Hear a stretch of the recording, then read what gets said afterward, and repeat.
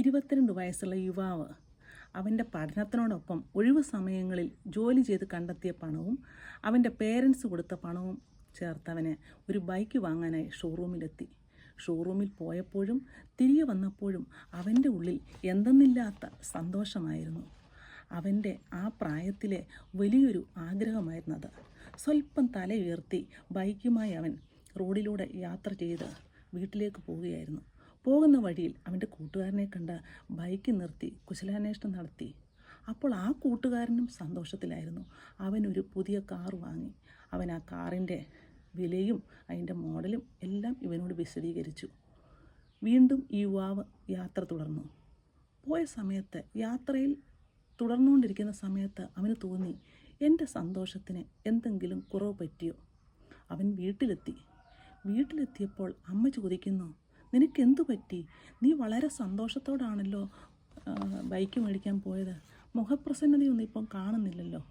അവൻ വഴിയിൽ വെച്ച് കണ്ട കൂട്ടുകാരനെയും അവൻ്റെ കാറിനെ പറ്റിയൊക്കെ അമ്മയോട് പറഞ്ഞു.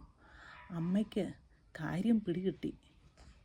അമ്മ അവൻ്റെ കൈ പിടിച്ചുകൊണ്ട് പറഞ്ഞു, നീ മറ്റുള്ളവരെ നോക്കി നിൻ്റെ സന്തോഷം കളയരുത്. മറ്റുള്ളവരുമായി താരതമ്യം ചെയ്യരുത്. നീ നിന്നെ തന്നെ കമ്പയർ ചെയ്യുക. നിനക്കുള്ള കഴിവുകൾ നീ നന്നായി ഉപയോഗിക്കുക. ഇന്നലെ വരെ നീ മറ്റുള്ളവരുടെ ബൈക്കിൻ്റെ പുറകിൽ യാത്ര ചെയ്തവനാണ്. ഇന്ന് നിനക്ക് പുതിയ ബൈക്ക് കിട്ടിയിരിക്കുന്നു. Compare and compete yourself. Evaluate your own abilities.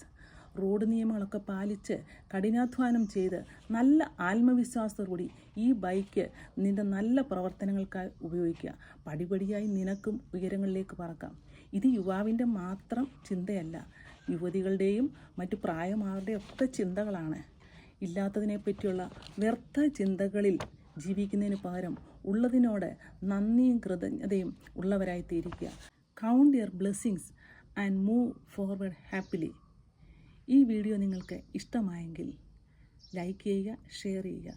അടുത്ത വീഡിയോയുമായി കാണുന്നവരെ ഹാവ് എ നൈസ് ടൈം.